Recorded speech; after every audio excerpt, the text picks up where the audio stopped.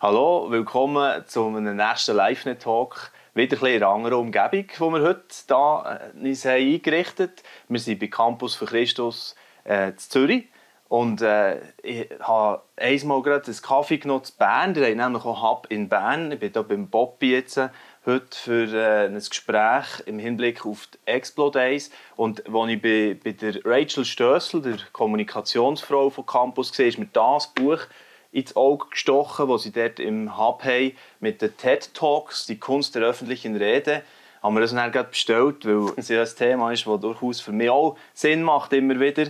Und das ist nämlich auch das Thema, hat mir dann Rachel erklärt, dass in diesem Format TED Talks, einige werden das kennen, wir gehen jetzt ein bisschen dort rein, Poppy, mit dir, was bei den Explo Days dann eben auch das Format wird definieren, wie ihr das macht. Aber zuerst einfach mal schön mal bei dir zu sein, hier in Zürich. Danke, ja, schön hast du dich hier angewagt. Ja, das ist nicht so etwas, das Mut braucht, natürlich. Ich bin immer gerne bei euch und es ist schön zu sehen, was jetzt da kommt, auf Ende November zu Zug. Noch so ein bisschen überraschende Location, kommen wir auf jeden Fall auch darauf zu reden. Überraschend, ja? Ja, also dass ihr dort seid. Aber Zug, mal etwas Neues. Etwas Neues, finde ich super.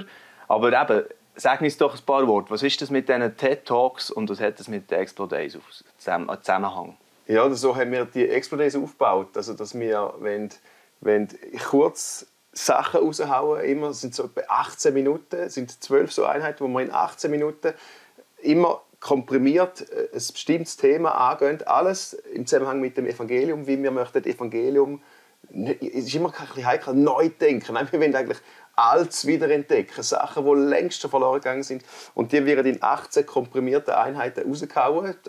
Man kennt das ein bisschen unter so ein bisschen TED-Talk-Style. Und dann haben wir dann ganz viel Zeit, um einmal verarbeiten und das vertiefen und verdauen vor Ort. Also wir werden eine Reise machen, an einem Samstagmorgen einsteigen. Darum ist es wichtig, dass man eigentlich die ganze Zeit dabei ist. Wir werden am Samstagmorgen einsteigen und am Sonntag wird es uns am Abend rausspicken. Und ich bin überzeugt, wir werden sagen, wow, crazy, dass man in nur 2 Tagen so eine Reise machen kann, auch innerlich. Da wird viele challengen, aber auch im besten Fall ist mein Ziel, so ein bisschen befreien, in etwas Neues, Leichtes, Fröhliches hinein. Und ein gutes Buch, also das ist noch spannend, dass die Kunst des öffentlichen Redens, ja. Oder? Jetzt sind wir auch wieder dran, des Redens da. Ja. Ich glaube, Nummer 1 Angst, je nachdem, welche Statistiken das man geschaut hat oder gelesen hat oder welche das man selber gefälscht hat. Nummer 1 Angst der Leute ist öffentliches Reden. Ja. Also die meisten Leute haben panische Angst vor Reden in der Öffentlichkeit. Was ja je nachdem tragisch ist, weil super Ideen eben nicht rauskommen, oder? Und nicht das Publikum erreichen. Das ist natürlich ein Fluch, wenn man die Fähigkeit hat, sich Ideen zu erdenken und man kann sie nicht kommunizieren. Also das ist immer das Beste, wenn Leute schaffen, irgendwo sich von Gott etwas schenken zu lassen oder durch göttliche Kreativität, die er uns am Mensch geschenkt hat, dass da etwas entstehen kann und wenn es dann artikulieren kannst. Andere Leute schaffen es nicht mit Reden, die machen es mit Zeichnen oder können dem anders Ausdruck geben. Schlimm wird es erst, wenn du eigentlich etwas in dir hast und du hast keine Sprache, du findest nicht, wie ich das Ausdruck finden. Und jetzt habt ihr einen Referenten gefunden, der diesen mutigen Schritt einmal mehr machen werden. Und Künstler eben auch. Und Künstler auch. Die dem eben auch auf ihre Sprache Ausdruck geben. Ja. Und wo wirklich in diesem Rahmen von 18 Minuten, also plus minus, das ist nicht, dass der Alarm losgeht und fertig. Da kommt nicht irgendeine Guillotine. Genau. Und was sind das so für Referentinnen und Referenten, die ihr jetzt dort eingeladen habt? Ja, oder nach welchen Kriterien vielleicht auch? Ja, also wir haben eigentlich jetzt die letzten 2 Jahre nach Menschen gesucht, die in diesem Thema irgendwie für mich gefühlt 1-2 Schritte schon gemacht haben. Wo in dem Thema, wo ich denke, also wir machen so eine Reise, am Morgen reden wir über Houston, we've got a problem, so der Berg, wo stehen wir eigentlich an als Fromme? Wo steht die Christenheit im Moment? Am Nachmittag reden wir über das Gute. Was ist eigentlich um Himmels Willen das Gute an der guten Nachricht? Weil das, was wir manchmal erzählen, oder das, was in der Welt ankommt, wird nicht als gut wahrgenommen. Die Gesellschaft würde ja eher sagen, die Kirche ist Teil des Problems und nicht Teil der Lösung. Also wo ist eigentlich das Gute im Evangelium? Dann am nächsten Morgen reden wir über die Freude und die Leichtigkeit, über den Antrieb, was kann mich antreiben. Und am Sonntagnachmittag werden wir eintauchen gesendet, also wie können wir gesendet leben in der Welt? Wie können wir mit dem Evangelium unterwegs sein in dieser Welt? Und da haben wir Leute gesucht, wirklich einfach, das ist akribische Arbeit, das ist für mich ein bisschen Detektivarbeit. Ich schaue jemanden, ich höre von jemandem, ich schaue, an welchen Konferenzen er wäre, ich lese Bücher, Zeigbücher. Ich weiß nicht, wie viele Mal der Pöstler bei mir Bücher daheim abgeliefert hat. Ich schaue rein und dann sehe ich einen Querverweis. So bin ich zum Beispiel zu der Lisa Sharon Harper gekommen, die über Gerechtigkeit redet, die eine crazy Story hat. Ihre Großmutter war versklavt, hat müssen, ich glaube, 15 oder 17 Kinder gebären in die Sklaverei rein, weil das Geld war. Und sie kommt von dem Punkt und sagt, Christus ist nicht einfach nur der meiner Großmutter vergibt. Das ist nicht falsch. Vergebung ist zur tiefsten Komponente, eine wichtige Komponente vom Evangelium. Aber sie sagt, Christus ist ja auch der Gerechtigkeit bringt. Und meine Großmutter wird auf das reagieren und wird das hören und müssen hören, dass sie kann, mit Christus connecten kann. Und sie kommt aus so einer die ist mir in dem Thema 1, 2, 3 Schritte voraus, wo wir noch lange darüber diskutieren, wie wichtig ist das Thema, dass jetzt die Christen noch bei Gerechtigkeit mitmachen und so weiter. Und so bin ich eigentlich immer am Suchen, oder unser Team, Research am machen, welche Leute passen wirklich und haben uns da einen Beitrag. Und dann sind das alles einzelne Leute vom ganzen Planeten. Also die kommen von irgendwo, von Australien über Kanada, über England bis zu der Schweiz. Ja. Von überall kommen sie. Und die zusammen sind lauter so Putzli-Teile, wo, wenn man es zusammenfügt, dann hat es ein Bild, wo du denkst, oh wow, oh wow, also wunderbar, wunderschön. Dem Evangelium möchte ich mich widmen, an das möchte ich glauben und mit dem möchte ich eigentlich wieder in die Welt rausgehen. Also mein Traum ist, dass die Leute wieder Freude bekommen, in die Welt das Evangelium hineinzutragen und nicht einfach sagen, wo das Evangelium, das ich bis jetzt lebe und kenne, das connectet teils mit mir, gerade noch knapp, und das connectet nicht mit meinen Freunden und da habe ich keinen Beitrag. Ja, und dort hier macht ihr ja dann eigentlich wieder Startpunkt für einen Prozess, der dann länger anhalten darf, also wo man dann noch diskutiert, direkt nach dem TED-Talk-artigen Referat, aber auch nachher noch bis ins neue Jahr rein und darüber lang wahrscheinlich noch.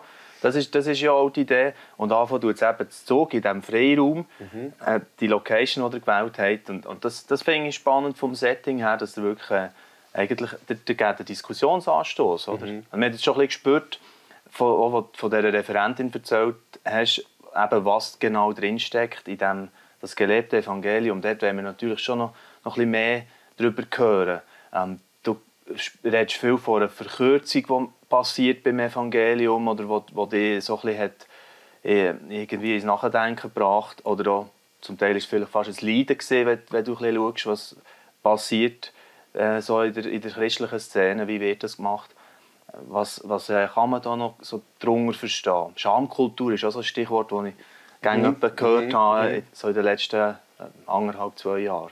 Ja, du reissst natürlich jetzt etwa 17 verschiedene Themen auf. Ich weiss gar nicht, in welche Richtung dass ich jetzt antworten soll. Und dort habt ihr den Podcast gemacht, gell? Ja, genau. Was, 4 Stunden? Wir haben 4,5 Stunden einfach durchgeschnitten und haben es auf 2,5 Stunden gecuttet. Ich glaube, das Thema ist vielschichtig. Wir Christen sind in einer Sprachlosigkeit gelandet, weil sich die Gesellschaft gewandelt hat. Auch weil wir unser Evangelium verkürzt haben. Ich nehme einmal gerne das Bild von einer Spitzmaschine, wo man probiert, das Evangelium zuzuspitzen. Er hat ganz gute Gründe. Also, bewahren will man es zuspitzen gegen alles, was die Evangelikalen, wenn sie zuspitzen, weil das andere ihnen zu liberal ist, sagt man, dann müssen wir zugespitzter sein, ein bisschen das schärfen. Und Liberale, wenn sie dann auf Gerechtigkeit zuspitzen und Frieden und Gutmensch und so, und spitzen dann vielleicht weg, dass zum Evangelium auch eine Umkehr gehört, eine Hinwendung zu Christus, mit Christus zu Gott. Und du kannst eigentlich das Evangelium mit so vielen Richtungen verkürzen. Man selber hat ja nicht das Gefühl, dass man verkürzt unterwegs ist. Man hat das Gefühl, ich habe es zugespitzt, weil da hat es so viel Böses rundherum oder so viel nicht Gutes rundherum. Darum haben wir es zugespitzt. Das Problem ist, dass dann mit so einem Evangeliumstümmeli da sitzt, das Bleistiftli, das du fast nicht mehr heben kannst. Und in meinem Gespräch in all den letzten Jahren, darum, dass die 2 Tage, die wir machen, ist crazy. Das war bei mir eine Reise, oder bei Campus eine Reise über viele Jahre, wo wir realisieren, viele Christen sagen schon, ich kann das Evangelium nicht mehr heben. Es ist mir irgendwie, ich weiß nicht, ich habe keinen Ansatzpunkt selber. Und wir merken auch, es schreibt nicht mehr in viele Leben hinein. Also Menschen reagieren nicht mehr darauf, weil sie sagen, ich habe ganz andere Fragestellungen. Darum das Schamthema, das ist nur eins. Man kann es auch überstrapazieren, aber wir sind, Soziologen sagen, wir sind von einer stark schuldbehafteten Kultur in eine stärker schambehaftete Kultur hinein. Das heisst, Menschen sagen, früher hat man noch gesagt, ich mache Fehler, und darum ist ganz naheliegend die Botschaft von einem Christus, der vergibt, die matcht total. Also das schlägt auf dem Planet, dockt an, wie irgendein Raumschiff oder Raumsonde, Station, das kann andocken.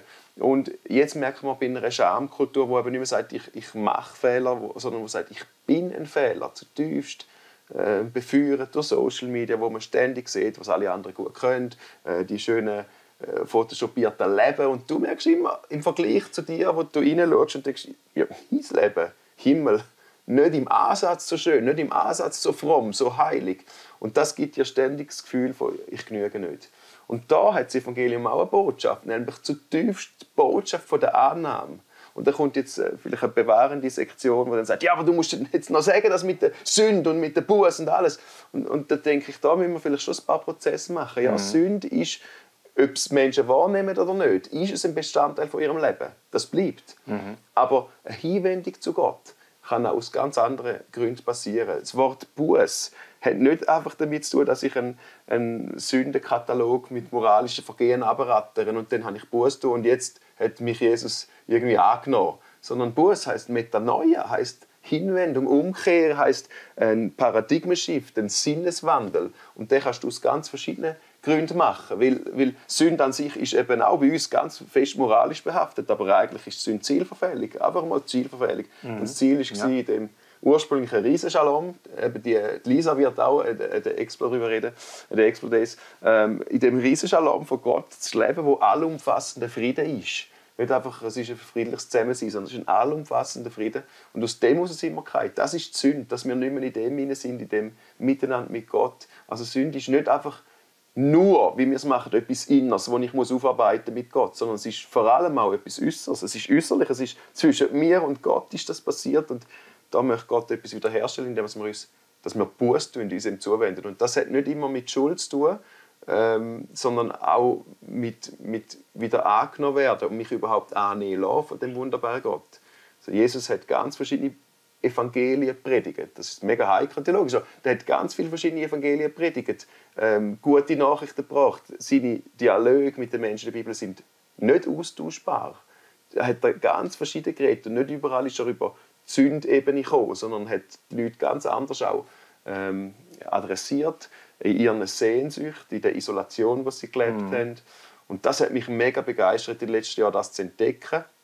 Es ist nicht so, dass ich etwas verloren hätte. Eben jetzt verliert der Christus, er verliert das Kreuz. Nein, nie im Leben etwas verloren. Das Kreuz ist für mich viel schöner geworden, weil es nicht nur da Erlösung bringt, sondern in der ganzen Bandbreite. Es malt einen mega farbigen Horizont. Und das gibt einen riesen Schub rein. Aber das ist etwas, was du nicht nur in 2 Tagen machst. Das ist etwas, was wir anstoßen wollen, dass die Leute anfangen, darüber nachdenken, dass darüber wälzen und mit dem wirklich anfangen, reintauchen, sich auseinandersetzen und Freude bekommen, zu merken, ja, ich habe vielleicht Sachen verkürzt und das ist nicht schlimm, aber es wäre schlimm, wenn ich es so lassen, so verkürzt. Aber ich habe die Möglichkeit, um das kurze Bleistiftchen jetzt auch wieder lang werden lassen, oder in dem Bild geht es ja nicht mehr auf, der wächst nicht mehr an, aber eigentlich, ich lasse mir das Evangelium wieder weit werden, ohne etwas zu verlieren, sondern vielmehr Sachen dazu zu gewinnen, die wir verloren haben. Genau. Also es ist ja eigentlich etwas, wo du sagst es auch, bei dir selber hat angefangen, oder? So ein Prozess, ein Ringen über mehrere Jahre. Ich meine, vor, sagen wir mal, 10 Jahren, wahrscheinlich hast du noch selber stark das auch gekürzte oder Bleistift sozusagen stark gelebt oder predigt. Voll. Ja. Und das ist eben, es ist nicht, ich muss es nicht zurückschauen und sagen, oh, ist das falsch gewesen. Ich glaube auch, es ist eine Zeit, die Gott uns schenkt, die wir neu sehen können. Das ist wie wenn früher bei der Sklaverei haben Theologen, ist ganz klar gewesen, Sklaverei ist einfach ein Bestandteil der Gesellschaft, bis einmal Gott so ein Aufwachen schenkt und man merkt, hey, heutzutage ein Himmel, was hat man da noch theologisch untermauern und alles. Oder all die Themen, die sich dann manchmal über die Zeiten umwälzen. Und ich glaube, das geht uns jetzt auch durch Covid und alles. Er schenkt eine Zeit vom Aufbruch, wo wir müssten jetzt nicht einfach verzweifelt, verkrampft das Gefühl haben, wir müssen jetzt etwas bewahren, jetzt kommt der böse Zeitgeist, sondern wir das Gefühl haben, nein, der Zeitgeist ist vielleicht auch Heiliggeist. Also wo Gott etwas anstößt, was sagt, jetzt ist die Zeit, um Sachen neu zu sehen. Jetzt schenke ich euch etwas Neues. Nicht, ihr seid jetzt die das so denken, sehen es jetzt mehr als andere. Aber für mich ist das schon ein Aufbruch gewesen. Ich meine, ich habe ganz klassisch alles so gemacht, weil ich das Gefühl habe, das ist total biblisch. All die Evangelisationen mit dem Aufruf zum Kreuz. Und wieder, ich muss es ausdrücklich sagen, es ist nicht falsch. Ich kann heute noch hinter dem stehen. Ich selber habe Gott auch so zutiefst erlebt. Ich habe dann einfach in diesen Momenten immer mehr in den letzten Jahren angefangen zu realisieren, da hat es Leute, die kommen nicht zum Kreuz, die reagieren gar nicht auf meine «Willst du Vergebung? Jesus bietet dir an» Botschaft. Aber da hat es Leute im Saal drin gehabt, die haben sich Gott zugewendet. Oder beste Freunde haben sich Gott zugewendet, haben das Gebet nie gebetet. Und im Gespräch merke ich, was ist denn passiert, was sie sagen, ich komme nicht raus, was du erzählst mit Sünden und Vergebung und alles. Also intellektuell schon, aber resoniert nicht in mir. Aber meine Sehnsucht ist gewachsen, dem Gott zu begegnen. Und mich annehmen zu lassen, weil ich mich selber so fest ablehne. Und da habe ich mich Gott zugewendet und ich habe Gott erlebt in dem. Wo ich mir merke, oh wow, ich muss jetzt sagen, nein, das zählt nicht, das ist keine richtige Bekehrung. Also du musst schon die Zauberformeln noch, das Simsalabim-Versli beten, Jesus vergib mir meine Sünde, dass dann der Himmel aufgeht. Und merke, oh, wie verkürzt ist denn vielleicht mein Verständnis eben über Umkehr, über das, was Gott tut. Und dann müssen wir jetzt die nächsten Jahre vielleicht mal theologisch klären, wenn darf denn Sünde oder wenn muss Sünde noch auftauchen als Thema. Die einen würden sagen, wir müssen es umso mehr betonen, weil es die Leute nicht mehr verstehen. Und da würde ich eben eher entspannter sein und sagen, bei Jesus ist das nicht in jedem Dialog drin, aber er hat Menschen aufgerufen zum Thema Himmelreich. Das ist die gute Nachricht, dass sich das Himmelreich schon um ihn herum ausbreitet, in uns hinein, durch uns durch. Und ich glaube, da dürfen wir schon einen Weg gehen miteinander, ohne jetzt gerade wieder einander zu fetzen und zu sagen, du hast jetzt den wahren Glauben verloren, du hast den Jesus verloren, jetzt bist du nicht mehr mit Jesus unterwegs, sondern miteinander zuzulassen und erkennen, wo vielleicht Gott auch Offenbarung schenkt in unserem Leben. Und für mich ist das eine Reise gewesen, ich sage nicht, ich mache das nicht mehr, aber für mich ist es eine Reise gewesen, um zu merken, ich möchte viel mehr, anstatt den Leuten sagen, du bist Sünder, du bist Sünderin, was eine Realität ist. Ich habe es jetzt aber langsam genug betont. Also, ja. Wenn dann wieder die E-Mails kommen. Aber es ist cool, was ich so ein bisschen gemerkt habe, was bei mir so ein Aha-Erlebnis so war, von neuer Art, vom Dialog, eigentlich, wie Jesus mit den Leuten ist umgegangen, habe ich festgestellt, durch die Serie «The Chosen» zum Beispiel. Love it. Oh, da hast du mich. Oder? Also, ja, jetzt geht es dann aber 60 Minuten. Ja, wenn wir dort anfangen, gell? Aber dort ist das so stark, oder? Wenn du einfach siehst, es ist so ganzheitlich auf den Menschen eingegangen, oder? Auf ihre eigene, ganz individuelle Verlorenheit. Oder Einsamkeit, Verzweiflung, wie man es nennen will. Verbohrtheit in irgendeiner Art und Weise oder so. Das denke ich, jetzt, wenn du das so ein bisschen erzählt hast, oder? Dort, wahrscheinlich ist das so darum schlägt sie so ein, wahrscheinlich, oder? Ja. Also ich bin der Chosen, gell? Ich habe mich ja monatelang dagegen gesträubt, um das zu schauen. Ich werde immer skeptisch, wenn die Leute etwas hypen.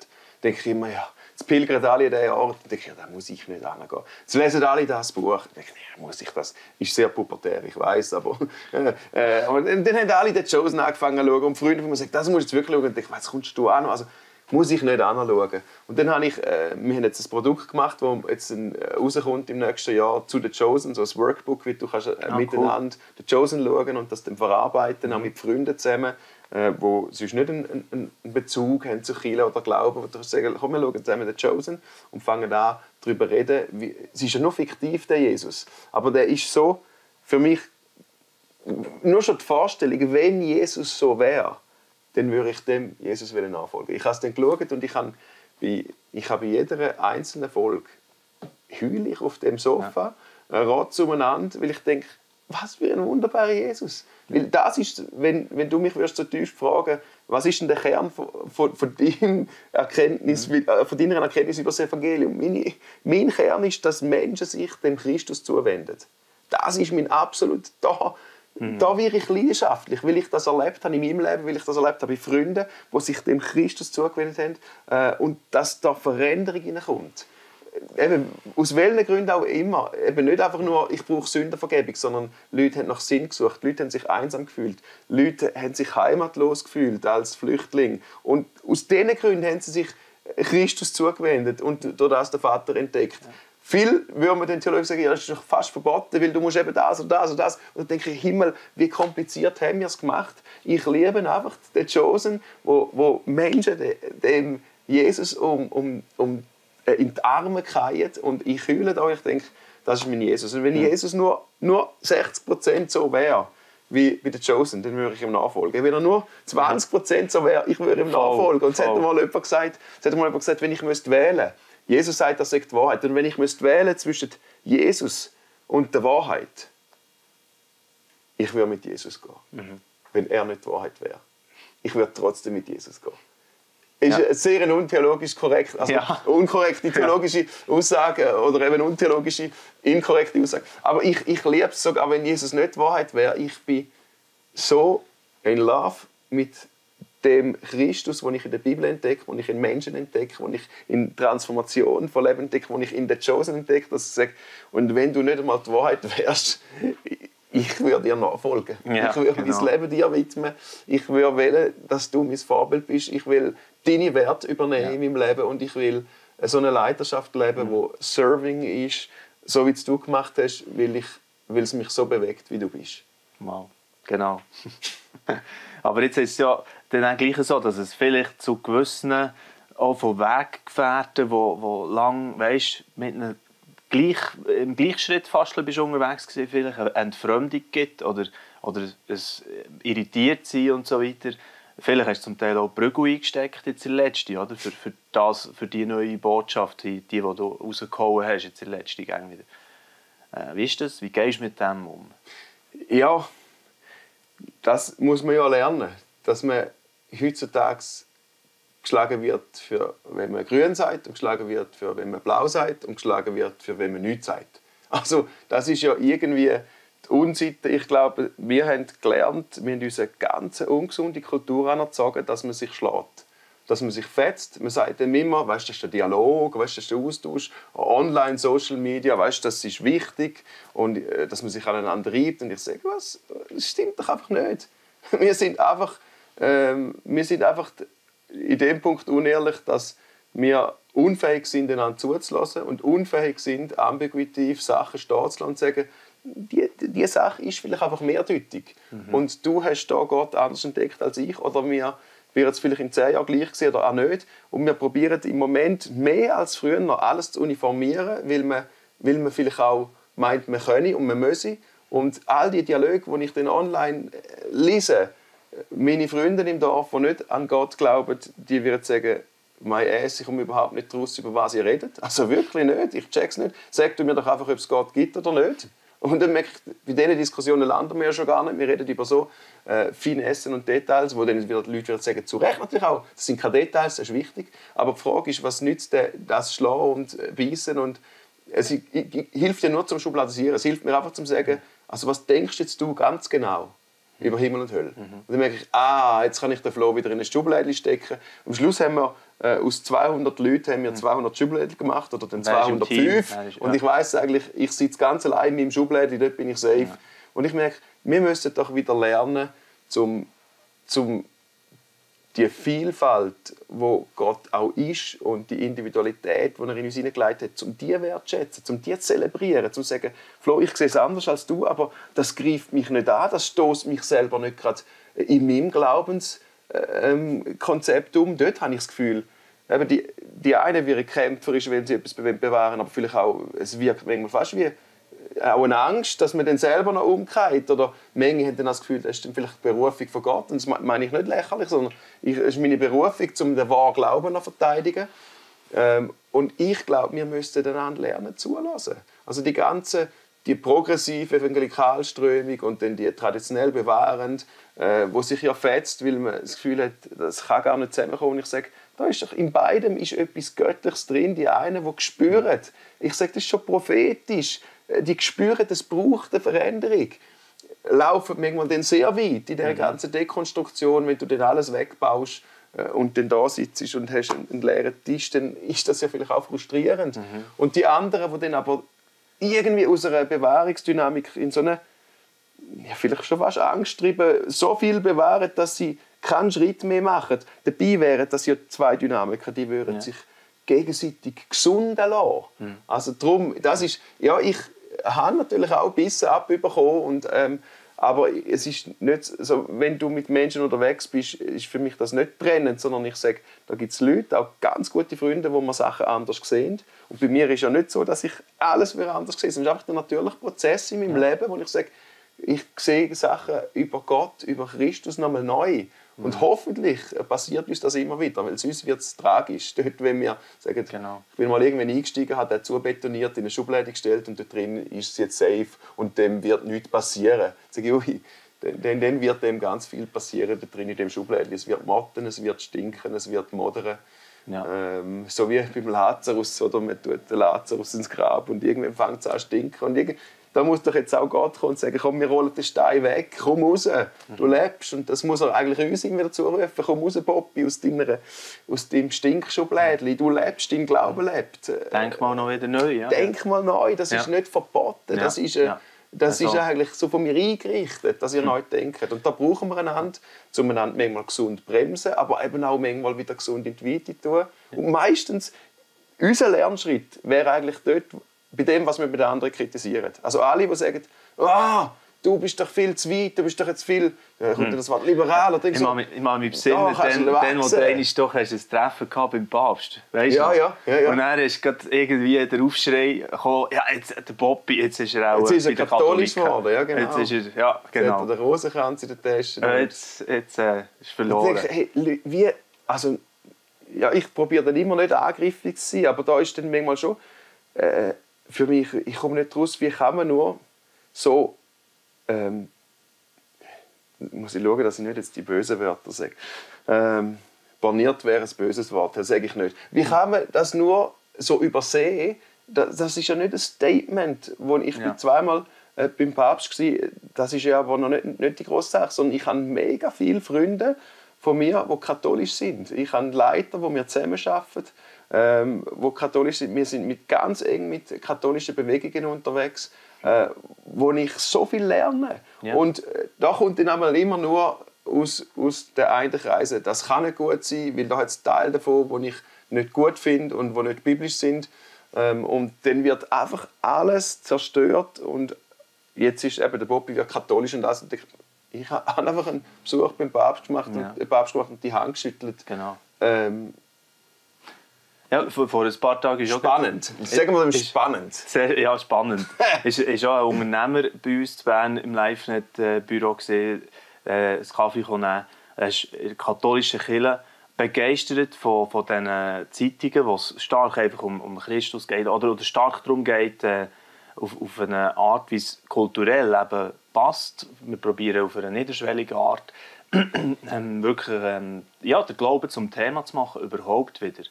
Und da merke ich, da connectet das Herz ja genau gleich. Das ist doch die Geistverbundenheit. Weißt, wenn ich in einem Ort bin, wo ich als Evangelischer in den katholischen Kreisen und wir erleben Gott dort und Gott bricht durch und der Heilige Geist überführt Menschen und Menschen kommen zum Glauben, dass man dann noch sagen kann, das kann nicht stimmen, das kann nicht sein. Ich sage, ich bin dort, ich erlebe es. Also, ist das ein falscher Geist? Gottes Geist ist ja nicht 60% dort oder 30%. Anscheinend ist Gottes Geist entspannter als unsere evangelische Theologie.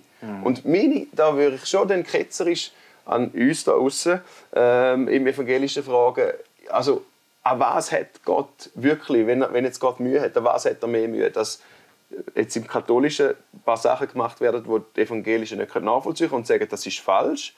Oder hat er vielleicht mehr Mühe, und da tue ich, das ist eigentlich keine Frage, sondern das ist ein Statement von mir, mit der Lieblosigkeit, die bei uns im Evangelischen herrscht, im Verurteilen anderen gegenüber. Das kannst du natürlich dann bei allen Denominationen das Gleiche durchspielen. Also ich habe das Gefühl, er wird viel mehr Probleme haben mit der Art, wie wir lieblos aburteilen. In unserem Sinn meinen wir ja, wir tun dem noch etwas Gutes, weil wir Wir bewahren das Richtige und zwar, so wie der Saulus. Ich tue Christen verfolgen, weil ich Gott so gerne habe. Also weißt, okay, da sind wir voll im Saulus-Modus. Und Gott wird sagen, hey, dem habe ich eigentlich brutal viel mehr Mühe. Wie du jetzt verurteilst, wie du rechthaberisch probierst eigentlich mich zu bewahren. Mich musst du nicht bewahren. Ich existiere doch einfach. Du tust eigentlich deine Angstzone beschützen in deiner Seele, wo du das Gefühl hast, ich muss mir das beschützen und all das Böse da außen, das muss jetzt benannt werden.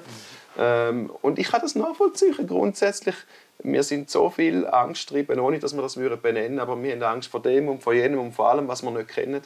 Und wenn du anfängst, mit diesen Menschen zusammenzuarbeiten, und da ist nicht alles gut, aber das ist nicht wegen der Denominationen, sondern das hat mit Menschen zu tun. In allen unseren Kreisen findest du Sachen, die nicht gut sind, weil sie einfach menschlich getrieben sind. Sogar in den grössten Erweckungsströmungen wird es fast immer schräg, weil irgendwo eigentlich Geist Gottes etwas anstößt und den Menschen anfangen mitproduzieren. Darum, da ist so viel Ungutes drin, aber nicht, weil die andere Denomination oder das oder jenes falsch wäre, sondern weil wir Menschen oft mitschwummern und dann systemisch Sachen probieren hinzubügeln, wo eigentlich müsste der Heilige Geist drüber sein. Aber ich erkenne an so vielen Orten, erkenne ich Geist Gottes, wie er wirkt, wie er wummert, wie er weniger Probleme hat mit Sachen, wo ich das Gefühl habe, ist doch nicht möglich. Yes. Lass uns noch einmal zum Abschluss ein bisschen zu diesen Explo-Days zurückkommen. Jetzt sind wir schon beim Abschluss. Wir sind uns warm schnell. Ja, vielleicht fahren wir dann noch ein bisschen weiter. Ich weiss es auch noch nicht. Wir lassen es noch ein bisschen kommen. Aber ich denke, gleich so der erste Teil mindestens, irgendwann genau, da wollen wir mal eine Pause einlegen. Sagen wir es so. Ist gut. Explo-Days, auf was freust du dich am meisten dort, Ende November? Ich freue mich eigentlich so auf den Moment vom Eröffnenden. Also eben für mich war das eine Reise gewesen, und für Campus auch. Für mich ist das eine Reise hat vor vielleicht 10, 12 Jahren so, wenn ich alle Schritte anschaue, angefangen. Und eine mega Reise in etwas so Befreiendes hinein, wo nicht etwas weggebrochen ist. Ein paar Denkweisen sind weggebrochen, ein paar Sachen, die ich sehr schwarz-weiß gesehen habe, sind weggebrochen. Aber insgesamt ist so viel Neues dazugekommen, was mich so begeistert, wo ich leidenschaftlicher denn je dem Christus anhängen und sage, das muss in die Welt raus, das muss gehört werden, das muss gefühlt werden, das muss erlebt werden. Und darum freue ich mich, das an den Explo-Days zu releasen. Einfach zu sagen, hey, da können alle auch kommen und sagen, das darf man nicht, da sind wir froh, ja gut. Immer dann wird dann theologisch analysiert und auseinandergenommen und man wird dann sagen, das und jenes und jeder wird dann wieder seine Lieblingstheologie festigen, anstatt zuzulassen. Also eben in dem sind wir manchmal krank, dass wir nicht zulassen oder auch nicht mit dem Herz zulassen und merken, was macht es. Und das ist gut, was da kommt. Und ich freue mich einfach, dass das rausgeht und wünsche mir, dass mega viele Leute erfasst werden von einer Leidenschaft, dass wir ein bisschen aus dieser Sprachlosigkeit und aus dieser Lethargie rauskommen als Christen und sagen, wir wissen nicht mehr, was machen. Das, was wir für die 90er gemacht haben, greift nicht mehr so oder wollen wir nicht mehr machen, aber wir haben keine Alternative, um zu sagen, hey, da gibt es so viele mega schöne Sachen, die wir machen können, wo mich wieder antreibt, dass Leute neuen Antrieb finden. Warum überhaupt bin ich fromm? Warum überhaupt? Was ist eigentlich der Unterschied an meinem Christsein in diese Welt hinein? Ja, und was könnte ich für einen Unterschied machen? Und was habe ich eigentlich für eine Sendung? Ja. Und da habe ich Freude, dass das einfach passiert. Ich hoffe, dass eine Bewegung entsteht. Wo, wir werden jetzt nach Deutschland streamen, nach Österreich, wir werden jetzt nach Albanien streamen, wir werden jetzt nach Estland streamen, nach Russland. Da sind ganz viele Länder schon dabei und wir sind mit vielen Ländern im Gespräch, wo wir den Prozess machen, denen das Material geben, weil das wird ja alles dann zu einem Material, wo Dimension X heisst. Und wir geben denen das Material und helfen denen in ihrem Land eine neue Freude und Leidenschaft für das Evangelium zu wecken. Sehr cool. Ja, aber das ist auch spannend. Es findet wirklich das Zug statt. Also man kann eigentlich in der Schweiz, also für die Schweizer ist es so, sie müssten wie ein Ticket oder eine Anmeldung machen und den Zug hergehen. Ja, du musst auf den Zug kommen. In die Location, ich bin auf der Webseite ein bisschen schauen, das ist so ein bisschen Fabrik, das hat etwas Spannendes, ja, so viel Hau und es könnte super werden, freue mich. Und es ist mir wichtig, das zu hören, weil ich höre jetzt immer Leute, die sagen, Explo-Days, dann geht man in Covid-Pandemie-Modus, so im Stil von, ich schaue dann am Freitag vorher noch schnell schauen, ob ich dann am Samstag komme. Das ist mal das eine. Dann sagst du, ja, kann man machen. Ist schwierig, aber kann man machen. Und das Zweite ist dann, ja, weißt, ich schaue es dann vielleicht online. Dann sage ich, was machst du? Es gibt kein Online. Einfach, dass das mal gesagt ist, wir machen keinen Livestream, weil wir sagen, dann zoomt jemand eine Stunde rein und sagt, das war noch gut gewesen. Aber das ist eine Reise. Also du musst wirklich bitte, also kommt am Samstagmorgen und seid mit uns am Sonntag dort. Ich weiss, es ist fast nicht mehr auszuhalten, dass man irgendwo lokal muss, richtig Menschen begegnen, das vertragen wir fast nicht mehr. Und dass man dann noch 2 Tage, wow, die Welt, oder? Aber ich glaube, es lohnt sich. Lohnt sich brutal. Super, hat Spass gemacht. Ja. Da ein bisschen mehr zu hören eben, und einfach dein Herz oder in ihnen zu spüren. Und jetzt fahren wir dann vielleicht noch ein bisschen weiter. Bleibt dran auf unseren Kanal, oder? Ihr wisst nicht, vielleicht ist das Gespräch noch ein bisschen weitergegangen. Wir wissen es selber noch nicht, jetzt schauen wir dann. Ja, aber auf jeden Fall Ende November finden Explo Days statt. Das ist sicher. Also so sicher, ja, das können wir sagen, das ist sicher, oder? Da geben sie Gas dafür, dass ein gutes Programm wird, auf die Beine gestellt werden. Und eben Freiraumzug, könnt auf die Webseite gehen, wir tun den Link rein, unten im Beschrieb zu diesem Video natürlich, auf Facebook, YouTube, wo ihr jetzt auch immer eingeschaltet habt. Und danke für euer Interesse, gute Zeit, ade miteinander. Dieses Video ist nur möglich dank freiwilliger Unterstützung der Community. Unser Ziel ist es, täglich ein neues Video zu veröffentlichen. Um dieses Ziel zu erreichen, suchen wir 365 Videopartner, die uns mit je 150 Franken pro Jahr unterstützen. Als Videopartner trägst du direkt dazu bei, dass noch mehr Menschen das Evangelium hören und im Glauben ermutigt werden. Melde dich jetzt als Videopartner an unter www.livenet.ch/Videopartner.